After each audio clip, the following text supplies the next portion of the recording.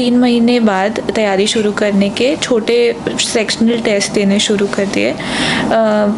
Prelims के पहले ही मैंने 3 से 4 टेस्ट लिख लिए थे। लिए मुझे लगता है कि मैं दिन भर में 2 से ढाई घंटे ही रिवीजन को देती थी, लेकिन ये हर स्टूडेंट पे निर्भर करता है। नई बुक या मान लीजिए मुझे लक्ष्मीकांत पढ़ना है तो मैं वीकेंड्स पे उन्हें बैठ के डिटेल में पढ़ती थी। के दौरान अक्सर काफ़ी नर्वस हो जाती थी। अक्सर ऐसा होता था कि मुझे लगता था कि मैं नहीं कर पाऊंगी। बस उत्सुकता थी मन में कि क्या होगा। उम्मीद तो काफ़ी थी कि हाँ कुछ तो अच्छा ही होगा, लेकिन उत्सुकता तो होती ही है। स्कैटर डायग्राम का यूज़ किया है। इसकी प्रैक्टिस अपने नोट्स में ही करने से फाइनल डे जब पेपर में लिखने जाएं तो आप अपनी प्रेजेंटेबिलिटी बढ़ा सकते हैं। Hello everyone, welcome to student. तो सभी हमारे साथ हैं सृष्टि सिंह मैम, जिनका 78 रैंक के साथ यूपीएससी में सिलेक्शन हुआ है और ये मैम का फर्स्ट अटैम्प्ट था और जो मैम का ऑप्शनल है वो एंथ्रोपोलॉजी है। तो आज हम मैम के स्ट्रगल की जर्नी जानेंगे, साथ में उनकी क्या स्ट्रैटेजी रही, क्या बुक्स उन्होंने फॉलो करी, जो भी तमाम प्रकार की चीज़ें होती हैं इस वीडियो में कवर करेंगे। तो अभी तक आपने चैनल को सब्सक्राइब नहीं किया तो चैनल को सब्सक्राइब कर लीजिए, इस वीडियो को लाइक करें। मैम आप अपना नाम और एजुकेशन बैकग्राउंड बताइए। मेरा नाम सृष्टि सिंह है। मैं Motilal Nehru national institute of technology से बीटेक हूँ इलेक्ट्रॉनिक्स एंड कम्युनिकेशन इंजीनियरिंग में, और ये मेरा यूपीएससी का पहला अटेम्प्ट था। ओके, सो मैम आपको यूपीएससी में क्यों आना पड़ा, या फिर यूँ कहें कि मोटिवेशन कहाँ से मिला? आप इंजीनियरिंग बैकग्राउंड से बिलोंग करते हो तो आपको मे बी इंजीनियरिंग बैकग्राउंड में बहुत सारे अपॉर्चुनिटीज़ थे। यूपीएससी में आने का डिसीजन मैंने बीटेक ख़त्म होने के 2 महीने बाद लिया। मेरी कॉलेज से नौकरी लग चुकी थी और मैं बैठ के बीटेक ख़त्म होने के बाद इस पर सोचने लगी कि मैं जीवन में आगे क्या करना चाहती हूँ, और मुझे लगा कि यूपीएससी इज़ अ प्लेटफॉर्म जहाँ से मैं अपनी प्रतिभाओं को, अपनी स्किल्स को बेस्ट तरीके से यूटिलाइज़ कर सकूँगी।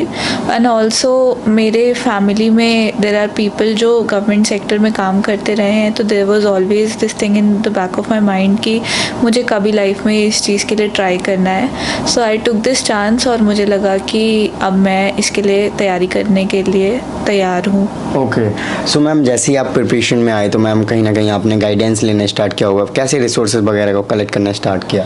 मैं तैयारी करने के लिए दिल्ली आ गई थी और मैंने उसके बाद विजन आईएएस में क्लासरूम प्रोग्राम ज्वाइन कर लिया था। फिर उसमें कोचिंग करते करते कुछ दिन बाद मैंने डिसाइड किया कि मुझे एंथ्रोपोलॉजी ऑप्शनल लेना है, और ऑप्शनल की कोचिंग के लिए मैंने सोसिन एंथ्रोपोलॉजी का ऑनलाइन बैच ज्वाइन किया था। फिर इन्हीं के साथ मैंने तैयारी करते करते करोल बाग में और स्टूडेंट से इंटरेक्ट करके, टीचर से इंटरेक्ट करके बाकी बुक सोर्सेज भी रेफ़र करनी शुरू की, और बाकी धीरे धीरे फिर मुझे और गाइडेंस मिलता रहा, उससे मैंने अपनी तैयारी पूरी की। ओके, सो मैम प्रीलिम्स की स्ट्रेटजी की बात करें तो प्रीलिम्स के लिए आपने कैसे तैयारी करी, कौन सी बुक्स को रेफ़र किया और कितना टाइम दिया? प्रीलिम्स के लिए मैंने स्टार्ट किया था जुलाई 2019 में अपनी क्लासेस, और मेरे प्रीलिम्स का एग्ज़ाम होना था मई 2020 में। तो लगभग 9 से 10 महीने का वक्त था। उसमें मैंने कोशिश की कि मैं 2 महीने पहले तक अपना सिलेबस पूरा कर लूँ। क्लासेस के साथ ही मैंने अपना सिलेबस पूरा किया, और हर पर्टिकुलर सब्जेक्ट ख़त्म होने के बाद मैं उसके पेपर्स भी साथ साथ सॉल्व करती चली गई। और 2 महीने जो अंत के बचे थे उसमें मैंने बहुत सारे पेपर्स लगाए। फिर कोविड की वजह से हमें 4 महीने का एक्स्ट्रा टाइम मिल गया था। उस 4 महीने में से भी अंत के 1.5 से 2 महीने मैंने प्रीलिम्स की तैयारी में इन्वेस्ट किए। ओके, देन मैम मेंस सबसे ज़्यादा इम्पोर्टेंट होता है, तो मेंस के लिए आपने कैसे किया? मेंस के लिए हमारे साथ ये अच्छा था कि पहले दिन से ही हमें आंसर राइटिंग की तैयारी कराते जा रहे थे क्लासेस में, तो मैं काफ़ी जल्दी आंसर राइटिंग शुरू कर चुकी थी, रोज़ाना एक आंसर ही। फिर मैंने लगभग 3 महीने बाद तैयारी शुरू करने के छोटे सेक्शनल टेस्ट देने शुरू कर दिए। प्रीलिम्स के पहले ही मैंने 3 से 4 टेस्ट लिख लिए थे, जस्ट ये देखने के लिए कि क्या मैं आंसर्स लिख पा रही हूँ या नहीं लिख पा रही हूँ। सब्जेक्ट वाइज कंटेंट तो प्रीलिम्स से हमें मिल जाता है, लेकिन मुझे लगता है टेस्ट लिखना बहुत ज़रूरी था मेंस की तैयारी में। तो मैंने प्रीलिम्स और मेंस के बीच का ज़्यादातर समय बस रिविज़न और आंसर राइटिंग में बिताया। ओके, सो मैम बुक्स की बात करें तो प्रीलिम्स और मेंस के लिए कॉमन ही बुक्स होती हैं मैक्सिमम, तो कौन कौन सी बुक्स आपने रेफर? मुझे लगता है कि वही कॉमन बुक्स उन्हें बार बार पढ़ना ज़्यादा ज़रूरी है। जैसे पॉलिटी के लिए लक्ष्मीकांत, हिस्ट्री के लिए स्पेक्ट्रम, ज्योग्राफी और हिस्ट्री की एनसीईआरटीज़, एटलस, और इसके अलावा जो हर महीने की मंथली मैगज़ीन्स आती हैं वो सब, यही बेसिक सोर्सेज हैं जिन्हें मैंने भी रेफ़र किया। एनसीईआरटीज़ से शुरू कीजिए अगर आपका बेसिस नहीं है तो एनसीईआरटीज़ पढ़ना आपको एक हर सब्जेक्ट का बेसिक आइडिया दिला देता है, वो बहुत ज़रूरी है। मैम अगर एंथ्रोपोलॉजी के मटेरियल की बात करें तो वो आपने कहाँ से फॉलो करे मैम? एंथ्रोपोलॉजी पढ़ने के लिए मैंने प्राइमरीली अपनी कोचिंग का स्टडी मटेरियल फ़ॉलो किया, सोशल एंथ्रोपोलॉजी का जो मुझे नोट्स बने थे उसको कंप्लीट करने के बाद मैंने ब्रेन ट्री के नोट्स से भी पढ़ाई की। रिसेंटली मैंने जीएस कोर के नोट्स भी देखे, वो भी काफ़ी इफ़ेक्टिव थे पढ़ाई के लिए। उसमें काफ़ी कॉम्प्रहेंसिवली दिया हुआ है सारा का सारा स्टडी मटेरियल। इसके अलावा मैंने मिनिस्ट्री ऑफ ट्राइबल अफेयर्स को रेफ़र किया डेटा, स्टैटिस्टिक्स और केस स्टडीज़ के लिए, और विवेक भाशमी सर और अक्षत जैन सर की जो बुक्स हैं उनसे मैंने आंसर राइटिंग का आइडिया लेने के लिए along with toppers copies, in sources से मैंने समझा कि अपने कंटेंट को कैसे अरेंज करना और बेटर फैशन में लिखना। इंटरव्यू की बात करें तो इंटरव्यू के लिए कैसे प्रिपेयर किया? इंटरव्यू के लिए मुझे बहुत सारी कोचिंग्स से गाइडेंस मिली, जैसे जीएस कोर उनमें से एक थी। तो इंटरव्यू के लिए मैंने उन सारे कोचिंग्स की गाइडेंस को यूज़ किया। बहुत जगह मॉक्स दिए, लगभग 14-15 मॉक्स मैंने दिए, और मॉक्स मैं शुरू में ऑनलाइन ही दे रही थी क्योंकि मुझे कोविड की वजह से आने जाने में दिक्कत थी और मैं दिल्ली में नहीं रह रही थी। फिर मैंने एक मॉक ऑफ़लाइन भी दिया था। मैं ये सजेस्ट करूँगी कि अगर आप ऑफ़लाइन मॉक्स दे सकते हैं तो 4 से 5 ही, बहुत ज़्यादा नहीं, मेरी तरह बहुत ज़्यादा भी मत दीजिए, पर 4 से 5 मॉक्स ज़रूर दीजिए। और अपनी पर्सनालिटी में अगर आप में कोई ऐसी दिक्कतें आ रही हैं कि आपको घबराहट हो रही है या आप अटक रहे हैं बोलने में, या आप बोलते समय इंटरव्यूअर से आई कांटेक्ट नहीं बना पा रहे, इन पे वर्क कीजिए, ये ज़्यादा ज़रूरी है। कंटेंट धीरे धीरे जब आप प्रैक्टिस करेंगे मॉक्स में तो वो आ जाता है। ओके, सो मैम रिवीजन के बारे में बताइए कि आप रिवीजन कैसे करते थे और कितना टाइम प्लीज़ रिवीजन के लिए देना चाहिए? जैसे कोई आप नोट्स बनाते हो तो उसको कितना टाइम? आइडियली मुझे लगता है कि मैं दिन भर में 2 से ढाई घंटे ही रिवीजन को देती थी, लेकिन ये हर स्टूडेंट पे निर्भर करता है कि वो कितना याद रख पा रहा है और उसे कितना वक्त लग रहा है चीज़ों को समझने में। तो मैं क्लास के साथ रोज़ 2 घंटे जो भी पढ़ाया जाता था उसको रिवाइज़ करती थी, और बाद में जब मेरा सिलेबस कवर हो गया तो मैं दिन भर के 3 से 4 घंटे रिवीजन को दिया करती थी। पर एंथ्रोपोलॉजी के रिवीजन के लिए मैंने काफ़ी समय दिया है क्योंकि उसमें सब्जेक्ट मैटर काफ़ी ज़्यादा था, तो उसके रिवीजन में मुझे दिन के 2.5-3 घंटे सिर्फ उस एक सब्जेक्ट के रिवीजन में निकल जाते थे। ओके, सो मैम एंथ्रोपोलॉजी में आपके कितने मार्क्स आए? एंथ्रोपोलॉजी में मेरे इस साल 288 मार्क्स आए हैं। ओके, जो कि ma'am one of the best marks हैं। तो मैम एंथ्रोपोलॉजी के बारे में बताइए कि कैसे आपने तैयार किया एंथ्रोपोलॉजी GS1 GS2? एंथ्रोपोलॉजी की कोचिंग मैंने 3 महीने के अंदर ख़त्म कर दी थी, प्रीलिम्स के पहले ही, और उसके बाद मैंने उसका एक क्वेश्चन बैंक बनाना शुरू कर दिया। तो उस क्वेश्चन बैंक में मैं हर चैप्टर के जो सबसे ज़रूरी क्वेश्चन होते थे उन पे एक ऐसे लाइक आंसर, यानी कि जो 20 नंबर का आंसर होता है वो लिखने की कोशिश करती थी। मैं रोज़ दिन में 4 से 5 आंसर्स इस तरह के लिखती थी। इसके अलावा मैंने टेस्ट सीरीज़ दी थी, तो जिससे मुझे 6 से 7 टेस्ट मैंने एंथ्रो के मेंस लिखने से पहले दिए थे। और एंथ्रोपोलॉजी के लिए मैंने कई जगहों से केस स्टडीज़ और डाटा कलेक्ट किया था ताकि वो मैं अपने आंसर्स में लिख पाऊँ, जिससे मेरे आंसर दूसरों से बेहतर बन पाएँ। ओके, सो एंथ्रोपोलॉजी में मैम रिसोर्सेज कैसे कलेक्ट करे आपने? एंथ्रोपोलॉजी के लिए सबसे पहला रिसोर्स तो मेरी कोचिंग के नोट्स थे। उसके बाद मैंने ब्रेन ट्री कोचिंग के सोर्स जो नोट्स अवेलेबल हैं करोल बाग मार्केट में वो पढ़े थे। फिर एक या दो ही स्टैंडर्ड बुक्स, जैसे कि मैंने एम्बर और नदीम हसनैन का नाम लिया, मैंने इन्हीं पे स्टिक किया। आगे जाके जब आंसर राइटिंग शुरू की तो मैं अक्षत जैन सर और विवेक भाशमी सर की जो आंसर राइटिंग गाइड्स आती हैं उनकी हेल्प से अपनी आंसर राइटिंग पे वर्क करने लगी। इसके अलावा मैंने काफ़ी टॉपर्स की कॉपीज़ भी देखी ताकि मैं ये समझ पाऊँ कि क्या लिखना चाहिए क्या नहीं लिखना चाहिए। और मिनिस्ट्री ऑफ ट्राइबल अफेयर्स की वेबसाइट पे भी मुझे काफ़ी डेटा मिल जाता था, तो मैं वो भी रेगुलरली कलेक्ट करती थी। अखबारों से भी डेटा कलेक्ट करती थी। इस सब को मिला के मैंने एंथ्रोपोलॉजी की तैयारी की। Okay, so ma'am current affairs के लिए आपने कैसे तैयारी? करंट अफेयर्स के लिए अखबार रोज़ पढ़ना बहुत ज़रूरी है। मैं नियम से अखबार पढ़ती थी। अंत के दिनों में जब मेरे अखबार पढ़ने में मुझे कम वक्त लगने लगा था तो मैं 2 अखबार भी पढ़ने लगी थी ताकि मुझे ज़्यादा ब्रॉडर इंफॉर्मेशन मिल पाए, ज़्यादा तरह की ओपिनियंस मिल पाए। इसके अलावा मैंने क्या करंट अफेयर्स के लिए मैं रोज़ाना जो कोचिंग्स एक छोटा शॉर्ट एडिटोरियल टाइप का बनाते हैं वो रेफ़र करती थी।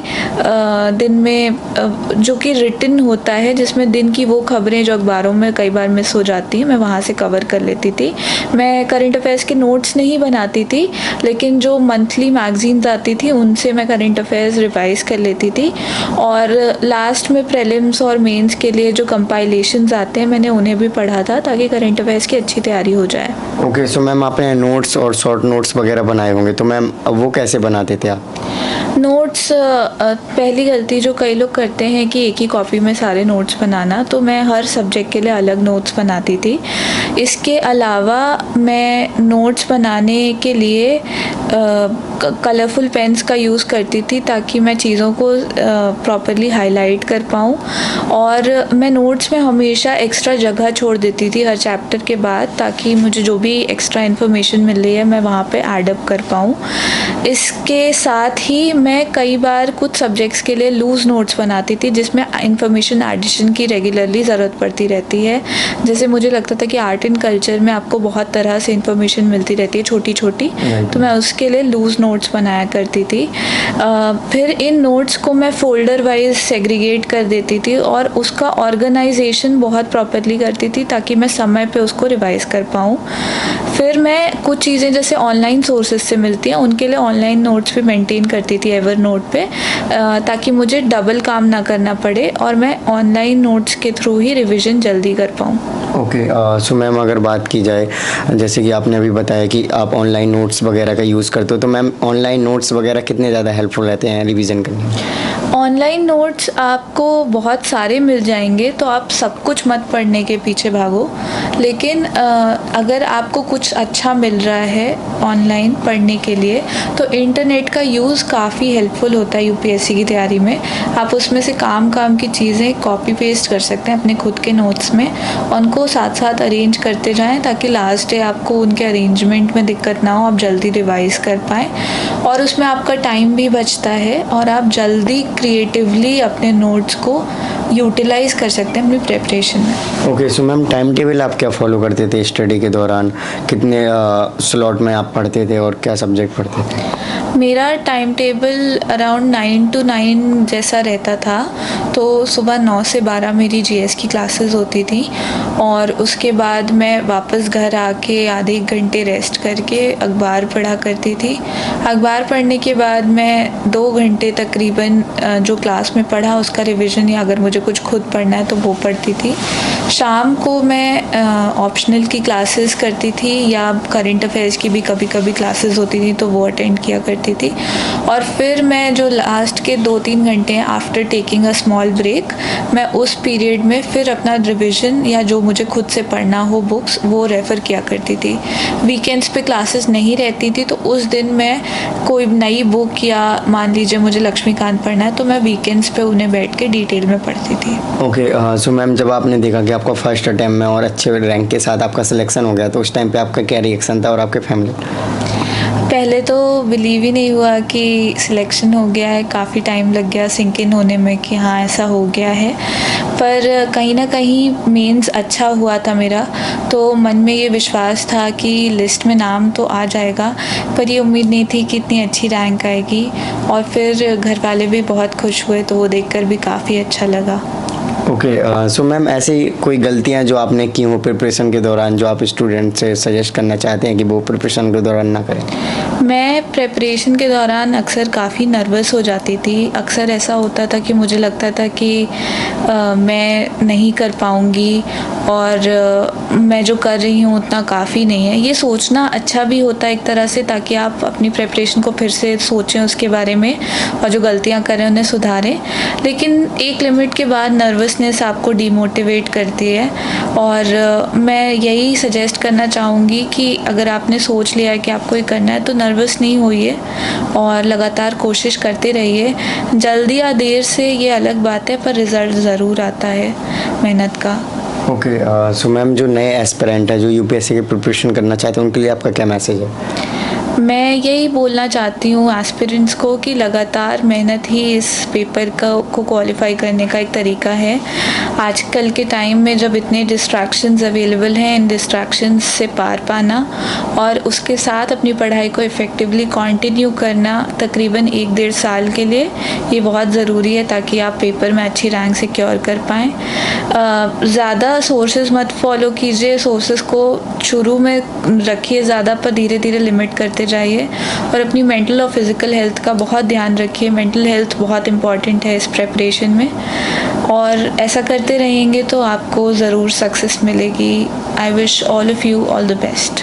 Okay, so thank you so much ma'am. ये जैसे मेरे एथिक्स के नोट्स हैं, मैं लूज़ नोट्स की बात कर रही थी, तो मैंने एथिक्स के लिए सारी क्वालिटीज़ को एक जगह कंपाइल करके नोट्स बनाए हैं। आप देख सकते हैं जैसे यहाँ प्रोबिटी पे डिस्कशन है, तो मैंने एक कोट का यूज़ किया है जॉन कैनेडी का, और मैंने पॉइंट्स में उस क्वालिटी के सारे इम्पॉर्टेंट टर्म्स इंक्लूड कर लिए हैं।